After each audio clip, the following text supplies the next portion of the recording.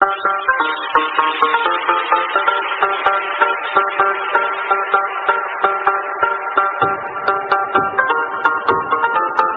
Everyone, welcome to PKS chemistry. और चलिए start करते हैं अपन बेसिक फिजिकल केमिस्ट्री का अपना नेक्स्ट लेक्चर। लास्ट लेक्चर तक अपन ने मोल कॉन्सेप्ट का पार्ट फर्स्ट सीख लिया था। अब अपन पढ़ रहे हैं जो अपन फर्दर जो अपने लिए इंपॉर्टेंट है 11-12 से लेकर जो अपन पढ़ते आ रहे हैं नेट के तक के लिए, वहाँ मोल कॉन्सेप्ट का सेकंड पार्ट या कहूँ मोल कॉन्सेप्ट इन सॉल्यूशन, जो काफ़ी बेहद ही ज़्यादा इंपॉर्टेंट है और यहाँ से बहुत ज़्यादा क्वेश्चंस अपने एग्जाम्स में, कॉम्पिटेटिव एग्जाम्स में पूछे भी जाते हैं। चलिए स्टार्ट करते हैं। सबसे पहली बात है सॉल्यूशन की। सॉल्यूशन की मैं बात करूं तो आप जनरली छोटी क्लासेस में पढ़ते आए हो कि सॉल्यूशन जो होता है उसमें सोल्यूट और सॉल्वेंट या कहूँ विलय प्लस विलायक से वो मिलकर बना हुआ होता है। इतनी कॉमन बात है। अब मैं बात करता हूँ जनरली सॉल्यूशन की। सॉल्यूशन जनरली दो टाइप्स के होते हैं। एक होता है अपना डाइल्यूट सॉल्यूशन होता है और एक अपना कंसंट्रेटेड सॉल्यूशन होता है। ये आप पढ़ते आए हो। डाइल्यूट मतलब जिसको अपन हिंदी में क्या बोलते हैं, तनु विलयन भी अपन पढ़ते हैं। और एक अपना होता है कंसंट्रेटेड या कहूँ सांद्र विलयन भी, ठीक है, हिंदी में। तो ये दो आप विलेन पढ़ते आ रहे हो, लेकिन इनका मीनिंग क्या है एक्चुअल में? कौन से तनु विलेन होते हैं? जैसे आप पढ़ते हो तनु सल्फ्यूरिक एसिड भी पढ़ते हो, तनु सांद्र या कहूँ सांद्र सल्फ्यूरिक एसिड भी पढ़ते हो, ठीक है। तो उनका मीनिंग एक्चुअल में क्या है? तो उनका मीनिंग क्या होता है? जैसे मैं बात करूँ डाइल्यूट का मतलब क्या होता है? डाइल्यूट का मतलब ये होता है, या कहूँ डाइल्यूट सॉल्यूशंस का मतलब क्या होता है? जहाँ सोलवेंट की कंसंट्रेशन या कहूँ सोलवेंट की सांद्रता या मात्रा, ठीक है, वो कहूँ बहुत ज़्यादा हो किससे? सोल्यूट से। विलय की तुलना में विलायक की जो सांद्रता है वो क्या हो? बहुत ज़्यादा मात्रा में हो, ठीक है। ऐसे मैं बात करूँ अगर कंसंट्रेटेड सॉल्यूशन कौन से होते हैं, सांद्र विलयन कौन से होंगे? सांद्र विलयन का मतलब है जहाँ सोलवेंट होगा और जो सोल्यूट होगा वो दोनों क्या होंगे?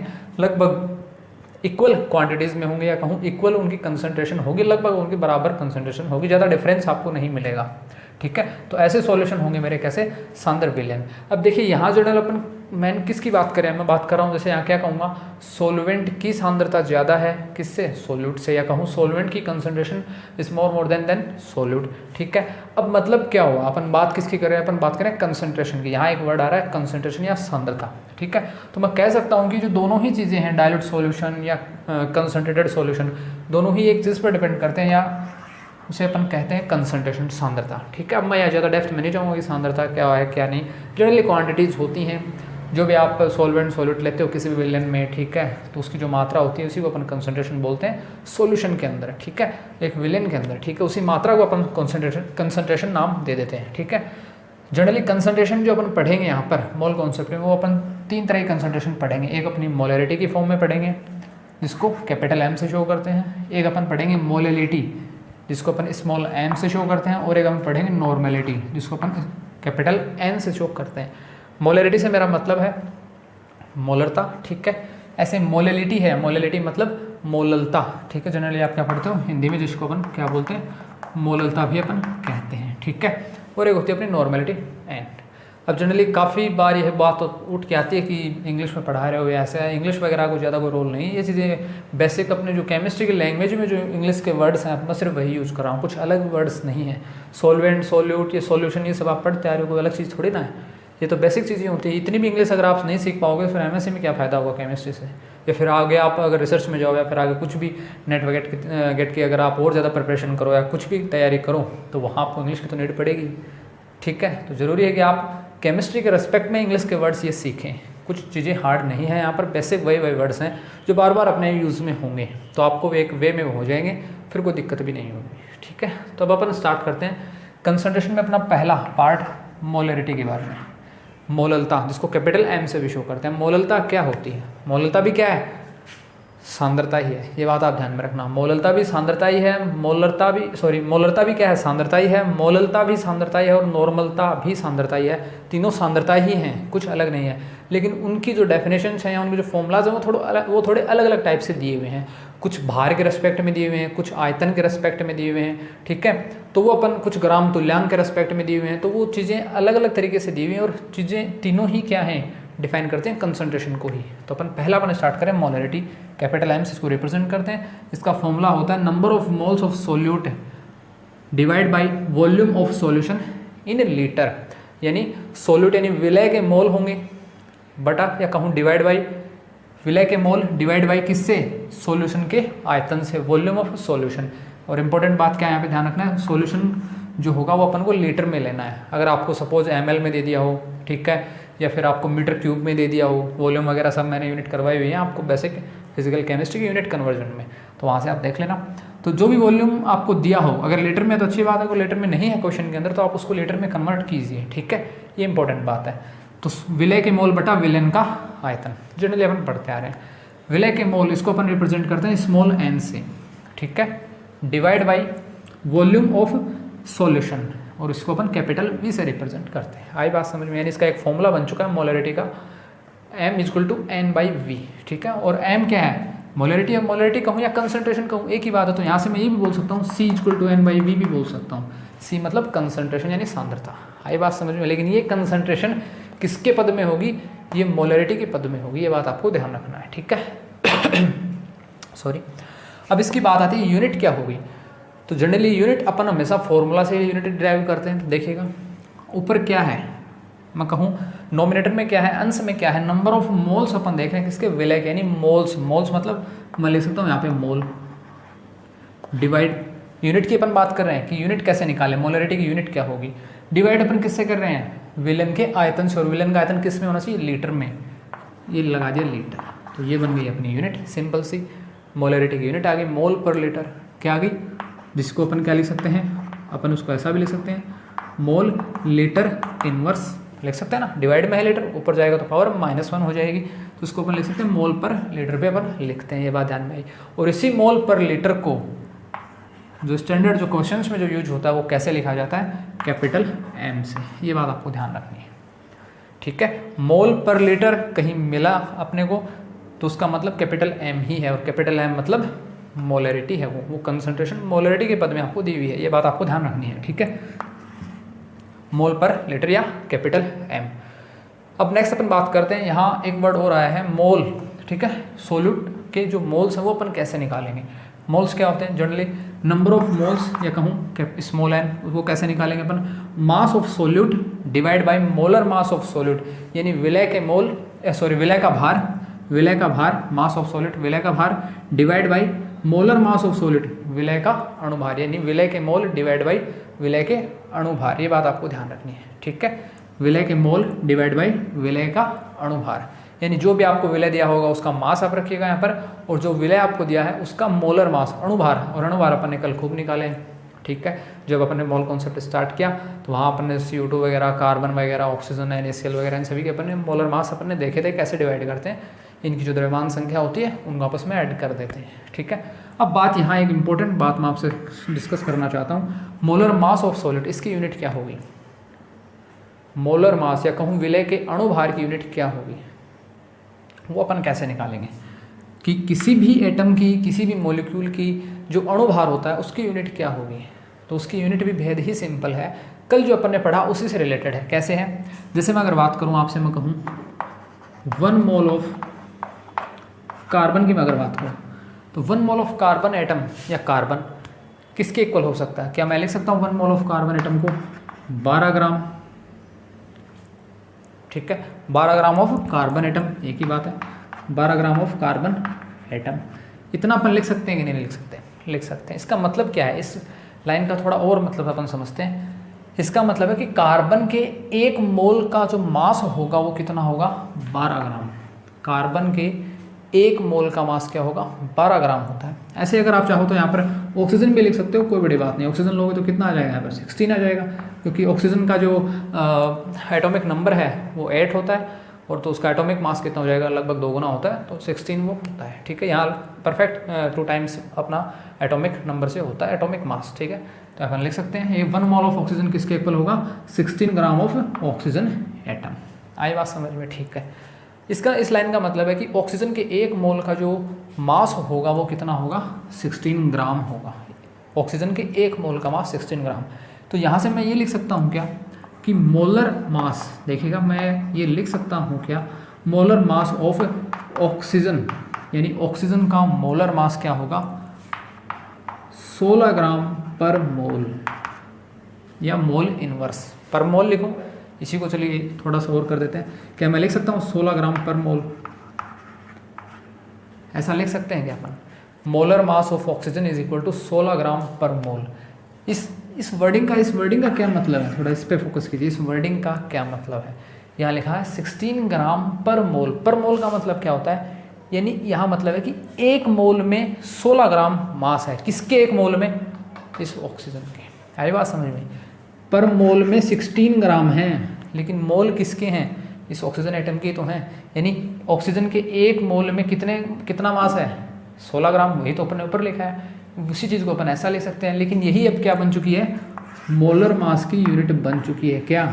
ग्राम पर मोल। ये बात आपको ध्यान रखनी है, ठीक है। इस तरीके से अपने पास मोलर मास की यूनिट आती है। तो आप ध्यान दीजिएगा कि जो मोलर मास की जो यूनिट होगी वो क्या होगी मेरी? वो होती है ग्राम पर मोल, या फिर इसी को अपन क्या लिख सकते हैं?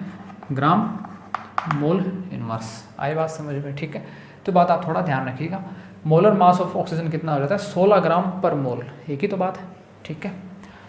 तो यहाँ तक तो बात हुई नॉर्मल इस लैंग्वेज की, और ये कैसे इसकी यूनिट इंपॉर्टेंट है, ध्यान रखिएगा। कभी भी आप मोलर मास लिखते हो तो उसकी जो यूनिट होगी वो क्या होगी? ग्राम पर मोल होगी। ये बात ध्यान में रखिएगा। जैसे मैं बात करूँ CO2 का मोलर मास कितना होगा, तो आप कहोगे CO2 का होता है 44 ग्राम पर मोल। क्या लिखोगे? 44 ग्राम पर मोल। ऐसे यहाँ अपन बात करें अगर NaCl का मोलर मास कितना होगा, तो अपन कहेंगे 54.5 ग्राम पर मोल होगा। ये बात आपको ध्यान रखनी है, ठीक है।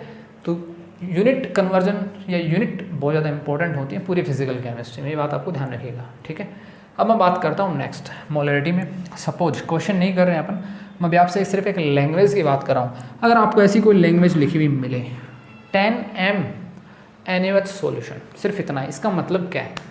पहले इसका मतलब सीखेंगे तभी तो अपन क्वेश्चंस पर अप्लाई करेंगे मोलरिटी को, तभी तो क्वेश्चंस पर अप्लाई करेंगे। देखिए यहाँ लिखा हुआ है 10m NaOH सॉल्यूशन। क्या मतलब है इसका? इसका मतलब मैं आपको समझा रहा हूँ। देखिएगा 10m, m कैसा है? कैपिटल M, स्मॉल m नहीं है, कैपिटल M है, मतलब अपन मोलरिटी की बात कर रहे हैं, ठीक है। मोलरिटी की m का मतलब मैंने आपको यहाँ भी समझाया था। m का मतलब मैंने क्या समझाया था आपको? मोल पर लीटर। तो यहाँ से आप देख सकते हो कि अपन इसको क्या लिख सकते हैं। क्या मैं ऐसा लिख सकता हूँ 10m NaOH सॉल्यूशन को अपन ऐसा लिख सकते हैं कि 10 mole of NaOH in 1 litre solution. क्या अपन ऐसा लिख सकते हैं 10m NaOH सॉल्यूशन को? क्या अपन ऐसा लिख सकते हैं 10 mole of NaOH in 1 litre solution. 1 litre में सॉल्यूशन के 1 लीटर में NaOH के 10 मोल हैं। ये बात आपको ध्यान रखनी है। 10m NaOH का मतलब क्या होता है? यही कि 10 mole of NaOH in 1 litre solution, क्योंकि m का तो मतलब ही क्या है? मोल पर लीटर, यानी 1 लीटर में कितने मोल हैं वही देखने। और आगे 10 लिखा हुआ है, इसका मतलब 1 लीटर में 10 मोल NaOH है। 1 लीटर सॉल्यूशन है, उसमें 10 मोल के हैं NaOH है। ऐसे आ जाए 5m NaOH, तो उसका मतलब क्या हो जाएगा? 1 लीटर में 5 मोल है किसके? NaOH के। ऐसे यहाँ पे कोई भी आपको बेस एसिड कुछ भी लिखा हुआ मिल सकता है, वो बात अपन देख लेंगे सॉल्यूशन के टाइम में, ठीक है। तो ऐसे अपन क्वेश्चंस करेंगे तब अपन सीख लेंगे। तो ये तो थी लैंग्वेज का आपको ध्यान रखना है कि लैंग्वेज किस तरीके से इस लैंग्वेज को अपन पढ़ते हैं, तभी अपन को क्वेश्चन का आइडिया होगा। नेक्स्ट मैं क्वेश्चन पे बात करता हूँ। इसी पर बेस्ट एक क्वेश्चन है, सिंपल सा क्वेश्चन है। Calculate the molarity of NaOH in solution, यानी आपको विलेन में NaOH की मोलरिटी ज्ञात करनी है। मोलरिटी, ठीक है, मोलरता ज्ञात करनी है। Prepared by dissociates it's 4 gram in enough water, ठीक है। पर्याप्त जल है, पर्याप्त मात्रा में जल है, उसमें 4 ग्राम अपना क्या है? ये डिसोशिएट हुआ है NaOH of from form 250 ml of solution. यानी अब विलेन का देखिए, आपको यहाँ से एक चीज़ मेन चीज़ क्या दी हुई है, देखिएगा आपको 250 ml सॉल्यूशन दिया हुआ है पहले बात तो जब आप आंसर करोगे तो आप क्या लिखोगे? अपना V आ जाएगा। V क्या था यहाँ पर? V था अपना सॉल्यूशन का वॉल्यूम ऑफ ए सॉल्यूशन, ठीक है। वॉल्यूम ऑफ सॉल्यूशन आपको दिया हुआ है 250 ml, 250 ml of A solution. तो यहाँ से आप क्या लिख सकते हो? 250 ml, अपना V आ गया, ठीक है। एक्चुअल में अपने को ज्ञात क्या करना है? मोलरिटी ज्ञात करनी है, ठीक है, देख लेंगे। और क्या क्या चीज़ें दी हुई है? 4 ग्राम इन इनफ वाटर, देखिएगा यह लिखा हुआ इनफ वाटर। वाटर अपना क्या होता है? वाटर अपना होता है सॉल्वेंट, पढ़ते हैं अपन, जल विलायक होता है, ठीक है। तो जल तो अपना विलायक है, और इसके अंदर क्या मिलाया हुआ है? 4 ग्राम मिलाया हुआ है, क्या? अपना NaOH सोल्यूट मिलाया हुआ है। ये बात आप ध्यान में रखिएगा। यानी अब अपने पास सोल्यूट का क्या आ चुका है? मास आ चुका है। यानी मैं यहाँ से लिख सकता हूँ मास ऑफ सोल्यूट कितना है? मास ऑफ सोल्यूट है अपने पास 4 ग्राम। सोल्यूट मतलब NaOH, सोडियम हाइड्रोक्साइड। ये आपको इसका मास दिया हुआ 4 ग्राम। किसके अंदर? इन इनफ वाटर, मतलब एक पर्याप्त जल है, या कहूँ पर्याप्त मात्रा में अपने पास क्या है? एक सोलवेंट है, ठीक है। नेक्स्ट अपन बात करते हैं V अपने को दे दिया, मास ऑफ सोल्यूट अपने को दे दिया, दो चीज़ें तो अपने को दी हुई हैं। अब अपने से पूछा है मोलरिटी, अपने पूछी है मोलरिटी यानी कैपिटल M। कैपिटल M अपना क्या होता है, विलय के मोल डिवाइड विलन का आयतन। अब विलन का आयतन भी किस में चाहिए, लीटर में चाहिए, ठीक है, कोई दिक्कत नहीं है। जबकि अपने को विलन का जो आयतन है किस में दिया हुआ है, ml में दिया हुआ है, यानी ml को अपने को लीटर में कन्वर्ट करना है। यहाँ दिया है मिली लीटर और इसको अपने को कन्वर्ट करना है लीटर में। करना क्या पड़ेगा, मिली लीटर से लीटर बनाना तो क्या करना पड़ेगा, इस मिली को हटाना पड़ेगा। और मिली की मैंने आपको वैल्यूज़ लिखवाई थी 10⁻⁻3, तो यहाँ इस मिली की जगह आ जाएगा 10⁻⁻3, तो वो अपन कर लेंगे। लेकिन उससे पहले को अपने को नीड है सोल्यूट के मोल्स की, ठीक है। अब सोल्यूट के मोल कैसे निकलेंगे, वो फॉर्मूला अपन यहाँ से यूज लेंगे कि सोल्यूट का मास डिवाइड बाई सोल्यूट का मोलर मास। तो यहाँ से मैं क्या लिख सकता हूँ, देखिएगा सोल्यूट की मोल निकालने हैं तो उसके लिए मैं क्या लिखूंगा, सोल्यूट का मास डिवाइड बाई सोल्यूट का मोलर मास। सोल्यूट का मास कितना दिया हुआ आपने को, 4 ग्राम दिया हुआ है, क्या दिया गया है, 4 ग्राम। यूनिट लिख रहा हूँ क्योंकि यूनिट्स यूनिट्स कैंसिल होंगी और जो अपने को एक्चुअल में जो मोलरिटी की जो यूनिट चाहिए वो अपने आप निकल के आएगी लास्ट में। तो यूनिट कन्वर्जन इसलिए इंपॉर्टेंट है, ठीक है। 4 ग्राम लिख दिया अपन ने। अब इसमें किसका डिवाइड करेंगे अपन, सोल्यूट के मोलर मास का। सोल्यूट क्या है अपना NaOH, और NaOH का मोलर मास क्या होता है, कल भी अपन ने निकाला था। NaOH क्या है अपना, सोडियम कितना होता है 23 के समथिंग होता है, ठीक है। ऑक्सीजन मेरा कितना होता है 16 होता है और हाइड्रोजन 1। तो यहाँ से आप देख सकते हो 40 निकल के आएगा NaOH का, ठीक है। कल अपन ने NaCl का देखा था, सॉरी, ठीक है। यहाँ NaOH है, इस NaOH का कितना जाएगा मोलर मास 40 है, 40 आएगा। तो यहाँ से क्या लिखूँगा 40, सिर्फ 40 थोड़ा ना लिखूँगा, मैं लिख रहा हूँ molar mass of solute. Molar mass of solute क्या होगा, सिर्फ 40 नहीं होगा, 40 नहीं होगा, आगे इसकी यूनिट भी लगाने पड़ेगी। क्या यूनिट, ग्राम पर मोल। तो क्या लिखूँगा मैं यहाँ से, ग्राम पर मोल या मोल इनवर्स, एक ही बात है। ये आपने क्या निकाला है, ये अपन ने निकाला है मोल, इस सोल्यूट के मोल अपन ने निकाले। अब अपने को इसको डिवाइड किससे करना है, जो सॉल्यूशन का आयतन है लीटर में उससे अपने को डिवाइड करना है, और वो कितना कितना है 250 या 250 ml। m मतलब मिली, मिली को अपन कन्वर्ट कर देंगे 10⁻⁻3 और आगे क्या बजाएगा लीटर एज इट इज। आई बात समझ में, अब कुछ नहीं है, ग्राम से ग्राम कैंसिल, मोल इनवर्स है, यहाँ मोल इनवर्स हो रही है, मोल इनवर्स जब ऊपर जाएगा तो क्या बन जाएगा, मोल बन जाएगा। तो पहले मैं यूनिट लिख रहा हूँ, देखिएगा मैंने मोल तो ये यूनिट लिख दी, यहाँ नीचे डिवाइड में क्या है लीटर। अब देखिए निकाल आप मोलरिटी रहे थे और उस मोलरिटी की यूनिट अपने पास आ चुकी है मोल पर लीटर, तो इसीलिए इंपॉर्टेंट है यूनिट कन्वर्जन। अब बाकी आपको बस वैल्यूज़ को एडजस्टमेंट करना है। तो यहाँ से क्या हो जाएगा 10 यहाँ से बच जाएगा, और ये 250 जब ऊपर जाएगा तो यहाँ से कितना बच जाएगा, ये अपने पास आंसर आ जाएगा। सिंपल वे में अपने पास ये आंसर आ जाएगा। तो इस तरीके से ये बेसिक क्वेश्चन है, बहुत ही सिंपल सा क्वेश्चन है, फॉर्मूला बेस्ड क्वेश्चन है। इससे भी हायर लेवल के क्वेश्चंस मेनली एग्जाम्स में आते हैं, वो भी अपन सीखेंगे। एक बेसिक क्वेश्चन था आपको एक आइडिया देने का। अब अपन मोलरिटी पढ़ चुके हैं, मोलरिटी का फॉर्मूला कैसे अप्लाई करना वो भी अपन सीख चुके हैं। इन सभी टर्म्स का आपको ध्यान में रखना है, ठीक है। अब अपन बात करते हैं मोलरिटी की, देन अपन बात करते हैं नॉर्मेलिटी की। चलिए स्टार्ट करते हैं। तो चलिए नेक्स्ट स्टार्ट करते हैं अपन सेकेंड मोलरिटी यानी मोललता, जिसको अपन स्मॉल m से रिप्रेजेंट करते हैं। और इसका फॉर्मूला क्या होगा, number of moles of solute यानी विलय के मोल्स या मोलों की संख्या divide by mass of solvent, विलय का भार किसमें, किलोग्राम में। ये इंपॉर्टेंट बात है। तो ये फॉर्मूला थोड़ा सा अलग है मोलरिटी से। वहाँ क्या था, number of moles of solute divide by volume of solution in litre. यहाँ क्या है, डिवाइड में है मास ऑफ सॉल्वेंट, यानी अपना पास जो विलायक होगा उसका भार होगा किसमें, किलोग्राम में। ये भी इंपॉर्टेंट, अगर आपको ग्राम दिया है तो उसको किलोग्राम में कन्वर्ट कीजिए, किलोग्राम है तो कोई दिक्कत नहीं है। तो ये बात आपको ध्यान में रखनी है। नेक्स्ट थर्ड जो इम्पोर्टेंट है और सबसे लेंदी अगर है कंसंट्रेशन के मामले में, तो वो है अपनी नॉर्मेलिटी, नॉर्मलता, ठीक है। क्योंकि इसमें काफ़ी सारे फॉर्मूलेज आते हैं, लेकिन आज अपन यहाँ से एकदम कंप्लीट कर लेंगे, कोई दिक्कत नहीं होगी। Step by step upon formula सीख लेंगे। देखिएगा नॉर्मेलिटी का फॉर्मूला क्या होता है, नॉर्मेलिटी होती है number of gram equivalent of solute, यानी विलय के ग्राम तुल्यांक, इक्विवेलेंट मतलब तुल्यांक, ग्राम तुल्यांक, विलय के ग्राम तुल्यांक की संख्या, number of gram equivalent of solute divide by volume of solution, volume of solution किसमें, लीटर में। तो यहाँ भी एक चीज़ मैच कर रही है मोलरिटी से, क्या, वहाँ भी डिवाइड में वॉल्यूम ऑफ सॉल्यूशन था इन लीटर में, यहाँ भी क्या है, डिवाइड में वॉल्यूम ऑफ सॉल्यूशन है इन लीटर में। फ़र्क क्या था, वहाँ पर क्या था, number of moles of solute अपन लिखते थे, नंबर ऑफ मोल्स, वहाँ मोल यूज करते थे मोलरिटी में, नॉर्मेलिटी में यूज करेंगे ग्राम इक्विवेलेंट। बस इतना सा एक डिफरेंस अपने पास है, ये बात आप ध्यान में रखिएगा। Number of gram equivalent of solute divide by volume of solution, ठीक है, इन लीटर में। वहाँ और यहाँ सिर्फ फॉर्मूले में इतना ही डिफरेंस है। फिर बता रहा हूँ, वहाँ है नंबर ऑफ मोल्स, यहाँ है नंबर ऑफ ग्राम इक्विवेलेंट। अब मोल्स वहाँ तो अपन ने निकालने सीख लिए थे कि मोल्स क्या होते हैं, अपन ने देख लिया विलय का भार होता है, डिवाइड में अपन करते हैं, विलय का अणुभार करते हैं, ठीक है। यहाँ पर अपन ग्राम इक्विवेलेंट कैसे निकालें, तो ग्राम इक्विवेलेंट का जो अपना फॉर्मूला वो क्या है, मास of solute divide by equivalent mass of solute, यानी विलय का भार डिवाइड बाई विलय का तुल्यांकी भार। यहाँ मैंने इक्विवेलेंट मास लिखा है, ठीक है, मोलर मास नहीं लिखा है। मोलर मास सिर्फ यूज होगा मोलरिटी में, यहाँ एक यूज होते हैं इक्विवेलेंट तुल्यांक, ध्यान रखिएगा। नॉर्मलिटी में क्या यूज हो रहे हैं, ग्राम तुल्यांक कहूँ या तुल्यांक कहूँ, वो यूज हो रहे हैं, मोल्स यूज नहीं हो रहे हैं। मोल्स यूज होंगे फर्दर और आगे, कैसे यूज होंगे अपन देखेंगे।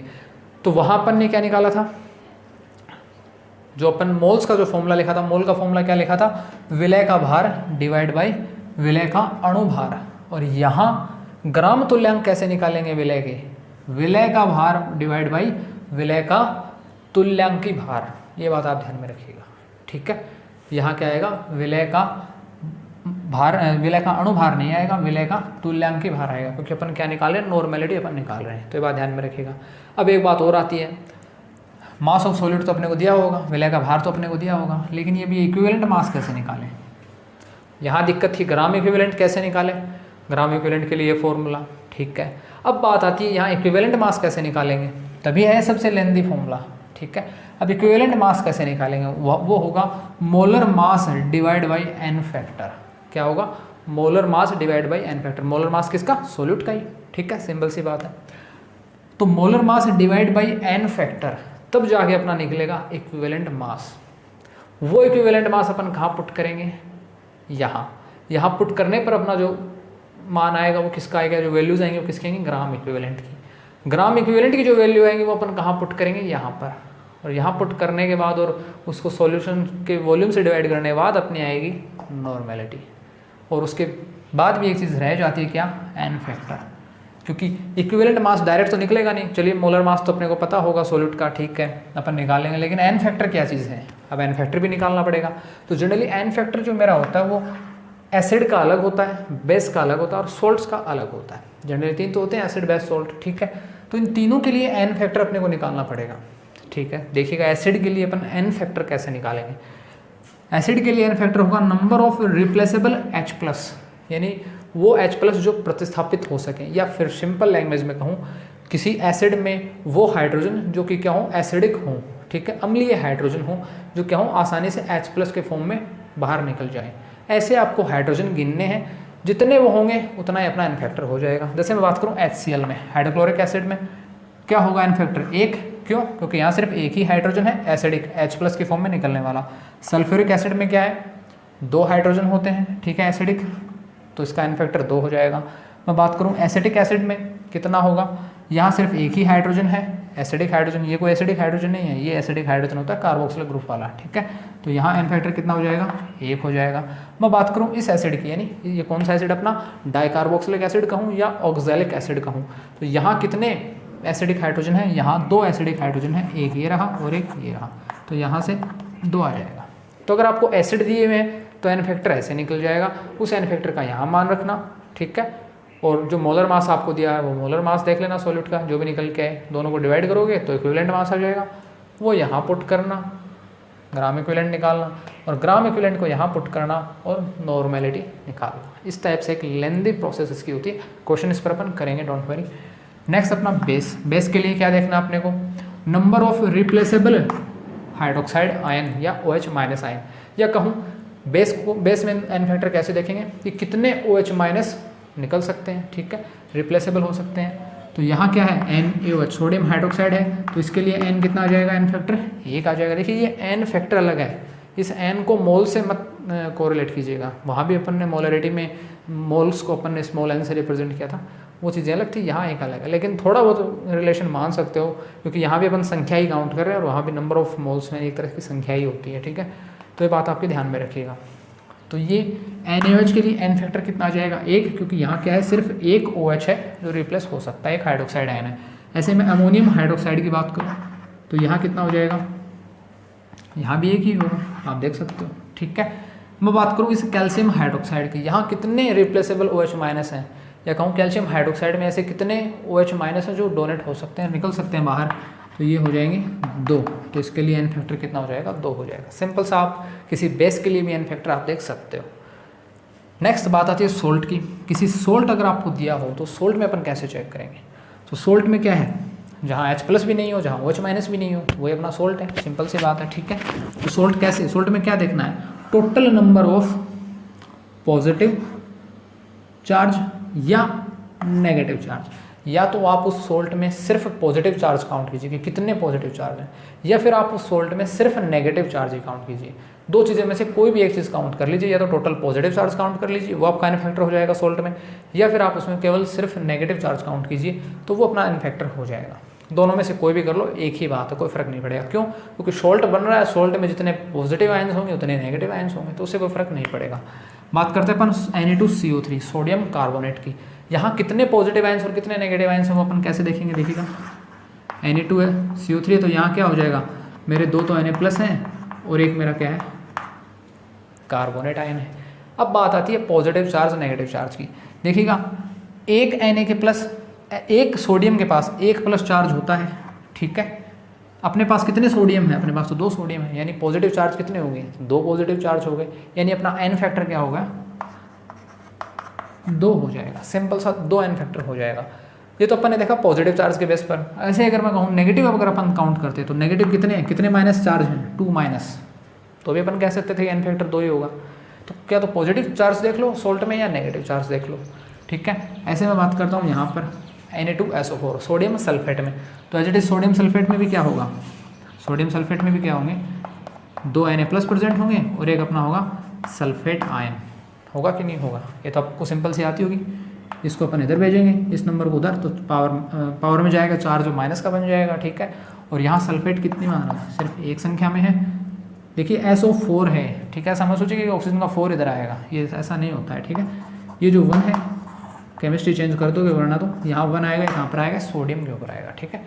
इस साइड वाले प्लस फॉर्म बनाते हैं, उस साइड वाले नेगेटिव फॉर्म बनाते हैं, तो आपको ये पता ही होगा। तो यहाँ से आप फिर से काउंट कर सकते हो पॉजिटिव चार्ज कितने आ रहे हैं, 2 पॉजिटिव चार्ज आ जाएंगे, क्योंकि एक सोडियम पर 1+ चार्ज और अपने पास 2 सोडियम है तो 2+ चार्ज हो जाएगा। तो यहाँ से n फैक्टर कितना आ जाएगा 2। नेक्स्ट मैं बात करता हूँ Fe2SO4 की होल थ्राइस की, या कहूँ फेरिक सल्फेट की। तो इस फेरिक सल्फेट में कितने चार्ज हैं, ये आपको इम्पोर्टेंट बात है। अपने पास है Fe2SO4 का होल थ्राइस। बात आती है चार्ज सेपरेशन की। चार्ज को कैसे सेपरेट करें, तो मैंने बताया था, ये चार्ज यहाँ जाता है और ये वाला चार्ज आता है यहाँ पर। तो Fe पर कितना चार्ज आ जाएगा, Fe पर 3+ का चार्ज आ जाएगा, और सल्फेट पर या कहूँ SO4 पर कितना चार्ज आ जाएगा, SO4 पर आ जाएगा 2-। हो गया इतना, इतना ही काफ़ी नहीं है। आपको ये भी तो देखना पड़ेगा ना कि कितने Fe प्रेजेंट है। देखिएगा इस फॉर्मूले को आप देखिएगा, इस फॉर्मूले में देख के आपको पता लगता है कि Fe की संख्या 2 है, 2 है कि नहीं, 2 Fe मेटल्स प्रेजेंट है, तो यहाँ मैं 2 लगाऊंगा, सिंपल सी बात है। सल्फेट कितने हैं, SO4 कितने हैं, SO4 है मेरे 3, तो यहाँ लगाऊंगा मैं 3। तो ओवरऑल इस टाइप का इसमें आयनाइजेशन होगा। अब अपन देखते हैं चार्ज कितना प्लस और कितना माइनस चार्ज है, कोई सा भी देख लो। एक Fe मेटल पर 3+ चार्ज है, दिख रहा है आपको, एक Fe मेटल पर 3+ चार्ज है, तो 2 Fe मेटल्स पर कितना चार्ज हो जाएगा, 6 हो जाएगा कि नहीं हो जाएगा, 6+ चार्ज हो जाएगा। ऐसे आप नेगेटिव चार्ज भी काउंट कर सकते हो। एक SO4 पर 2- चार्ज है और अपने पास कितने हैं 3 SO4 हैं, तो चार्ज कितना हो जाएगा नेगेटिव, वही 6 चार्ज आएगा माइनस का, और वही 6 चार्ज किसका है, प्लस का 6 चार्ज। इस टाइप से आप देख सकते हो। यहाँ जो n फैक्टर आएगा या कहूँ जो n आएगा वो कितना आएगा, 6 आएगा, और बेहद ही इम्पोर्टेंट बात है। तो इस सॉल्ट के लिए आपको ज़रूरी है कि उसको आयनाइज करो कुछ इस तरीके से, ठीक है भाई। जनरल आपको फॉर्म ध्यान में रखनी ही पड़ेगी। अब बेसिक क्लासेस में अपन पढ़ते भी आ रहे हैं, कोई भी आपको इस टाइप का कंपाउंड अगर दिया हुआ है तो उसका चार्ज क्या हो जाएगा एक्चुअल में, कुछ इस टाइप से। इस फॉर्म में अपन उसको तोड़ देते हैं। ठीक है, ये बात आपको ध्यान रखनी है। ठीक है, तो यहाँ तक बात थी अपनी नॉर्मल, जो भी अपन ने मोल कॉन्सेप्ट इन सॉल्यूशन सीखा, क्या क्या फॉर्मूलाज अपन ने काम में लेते हैं, वो सब अपन ने सीख लिया है। ठीक है, नेक्स्ट क्लास से अपन पढ़ेंगे अपने जो भी इम्पोर्टेंट क्वेश्चंस हैं वो अपन डील करेंगे। कुछ एक दो फॉर्मूला और जैसे और भी अपन डिस्कस करेंगे, जैसे किसी भी सॉल्यूशन की स्ट्रेंथ क्या होती है वो अपन कैसे निकालते हैं। ठीक है, या फिर अपन एक दो चीज़ें और भी सीखेंगे, और साथ में अपन काफ़ी सारे क्वेश्चंस भी करने वाले हैं नेक्स्ट 2 लेक्चर्स में। इसी मोल कॉन्सेप्ट पर बेस्ट हायर लेवल के क्वेश्चन करेंगे ताकि आपको कुछ और अच्छा सीखने को मिले वहाँ से।